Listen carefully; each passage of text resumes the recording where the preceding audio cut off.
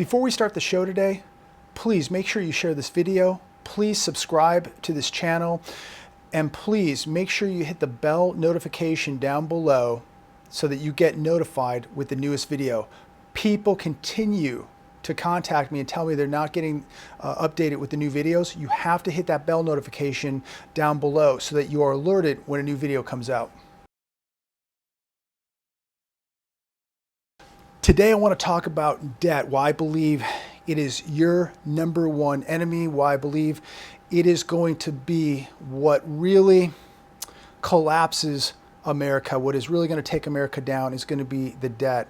And what is really going to change people's lives, what's going to change their environment, what is going to change their standard of living is going to be debt. Debt is going to be the root cause of this.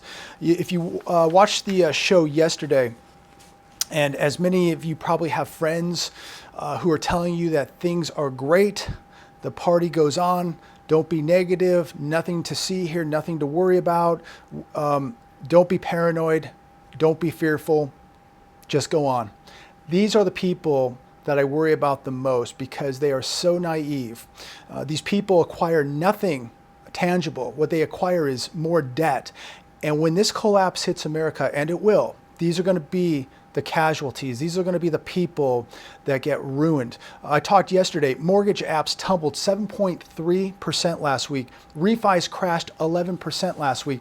These are not signs of a healthy economy.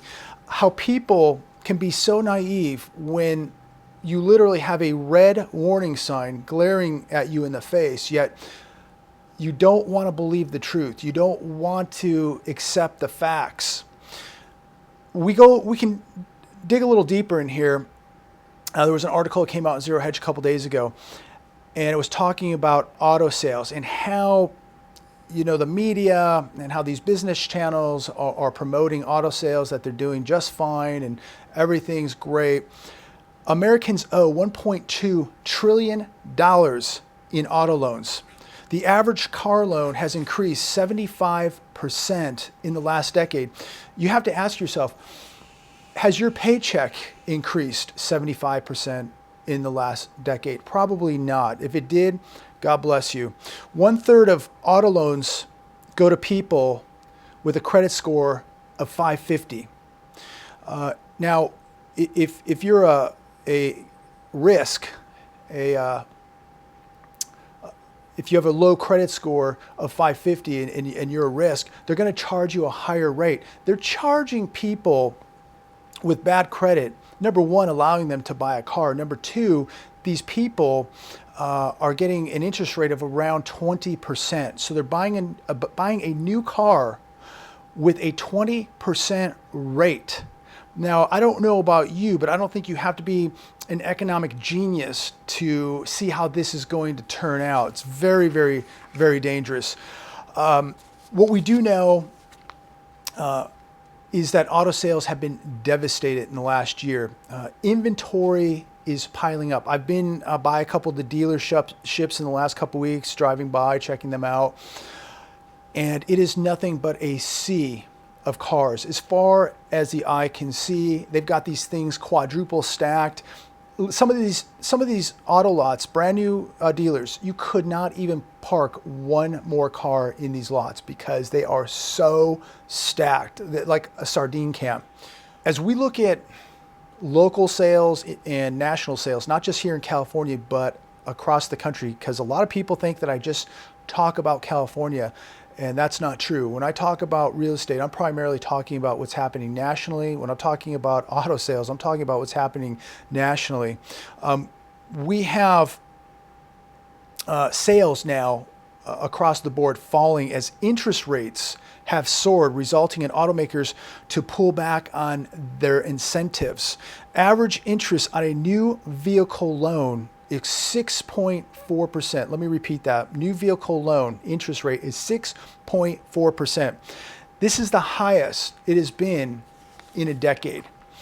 Americans are drowning in debt as they continue to buy more payments and as they continue to buy more debt. Americans are taking out more loans, larger loans, and they're taking these loans out for a longer period of time. Again, you don't have to be a Albert Einstein or a mental giant here to figure out that this is bad business. You don't even have to know economics 101 to know that what is taking place right here in the auto sector is bad business.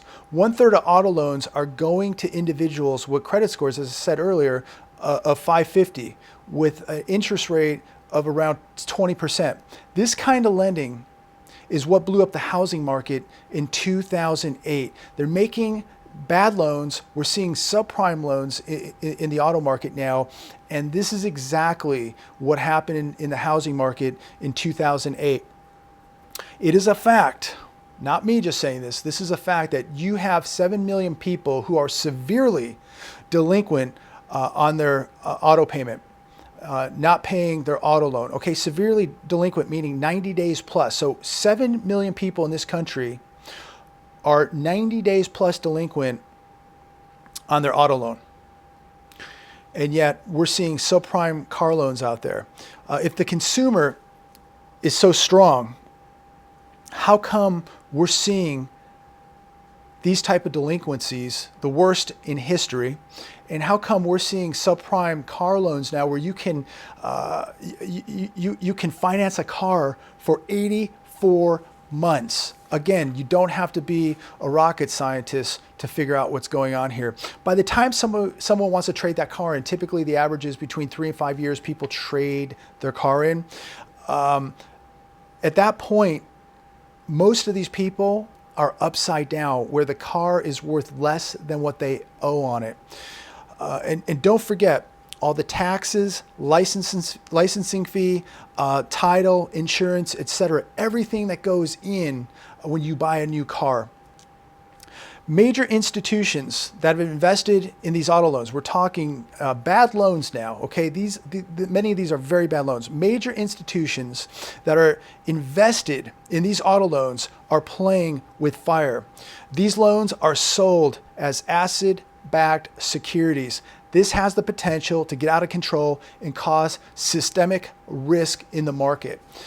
And again, this is exactly what we saw transpire in 2008. Now it's lateraled over into the auto market.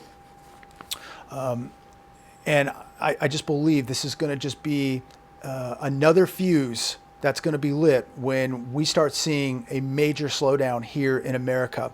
You know, when people trade that car, the one that they're upside down in, what do the lenders do? If you went to an auto lot today or an auto dealership today and you brought in a car, you're upside down in it, they're going to do whatever they can to get you into a newer car. And they're going to roll that negative equity right into a new car. And by doing that, they are taking even greater risk than they already did. So they're taking this upside down car that you didn't pay off, and now they're going to pull you right back into another 5, 6, 7, 8 year loan, taking that negative equity in that one car and putting it into this other car and bundle it all up and hope for the best. No matter what your friends are telling you, no matter what the media is telling you, this economy is much worse than most people think.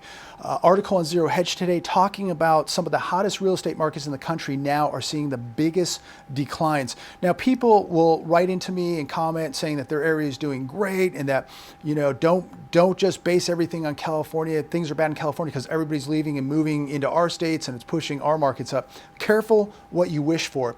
You know, it's amazing how the liberals and the socialists brag and tell you how great it's going to be, but as soon as they start living in their little socialist cities and their little liberal cities, and there's needles everywhere and people taking a dump on the sidewalks and crime everywhere and unemployment, they're the first ones to leave. So careful what you wish for, because these people are the ones coming to your state and buying your real estate.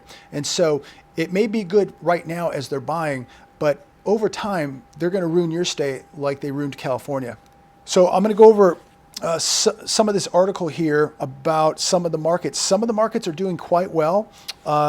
If we look at Camden, New Jersey, Year over year, sales were up 56%. Orlando, Florida, sales up 23%. Tampa, Florida, up 19%.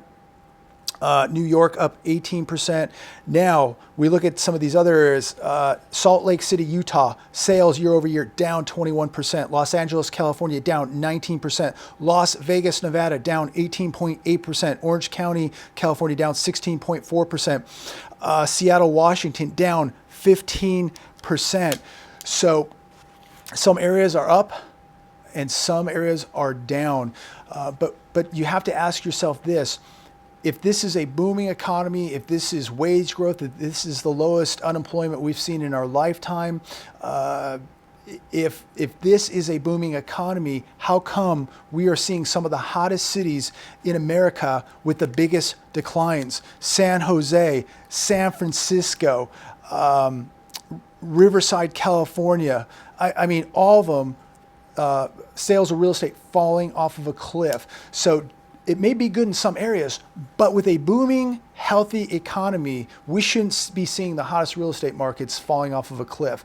And again, we should be seeing record-breaking numbers. Low interest rates, another thing that should be adding to the fire. Yet we're not seeing record-breaking sales. We're seeing new home starts falling off of a cliff also. So some areas are doing well and some are doing horrible. But if the economy is as good as they're saying, we should not be seeing so many areas in decline. We shouldn't be seeing refis falling off of a cliff. We shouldn't be seeing home apps falling off of a cliff. This is not just California. I'm talking about throughout the country. Here's an interesting article on Zero Hedge. Canary meets coal mine. South Korean economy unexpectedly plunges, most in a decade. So not only are we talking about a slowing economy in America, it is a global slowdown. We talk South Korea, GDP dropped 0.3% in the first quarter of 2019. This is the biggest contraction that they've had in a decade. South Korea is experiencing weakening exports, and that is to be blamed on the weakening global economy. Jobless claims surge most in 18 months. Initial jobless claims exploded last week. Now, ask yourself, is this because of the weather? Is this because of the Mueller report? Is this because of tax day? No, this is because we have a slowing economy. And, I have to stress this, that I'm very concerned about America, about the people here in America, and I worry the most about the people who are naive, who don't want to listen to this, who want to put their head in the sand, who just want to live in their little bubble or in their little town in a state that is bankrupt, yet they're doing okay. That none of this is going to affect them, that none of this debt is going to affect them, and I promise you, it is going to affect you. USDA lets low-income Americans order food online with EBT cards. So we're going to make it a lot more convenient now for people on EBT to get their food.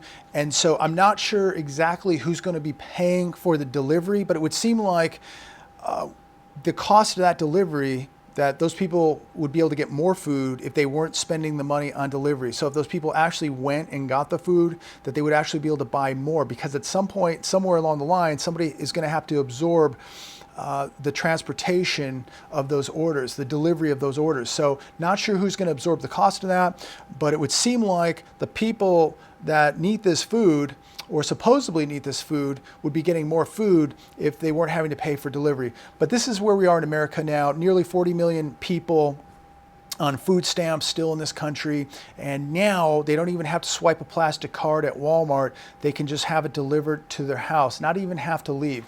So guys, I'm going to wrap this video up before I go. Don't be a naive individual. Don't be a person that follows the herd.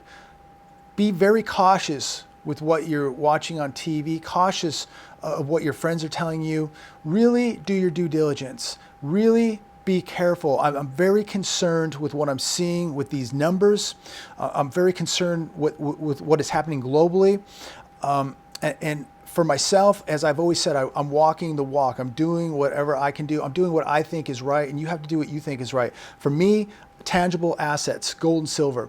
I think that everybody should have some of this, and there's no excuse being under $15 an ounce that you don't have some of this. Maybe you work a couple extra hours this week. Maybe you don't go out to dinner. Maybe you don't take that weekend trip to the beach or to Vegas or whatever, and you actually stack some assets and put some assets away. Never going to be worth zero. I can promise you that.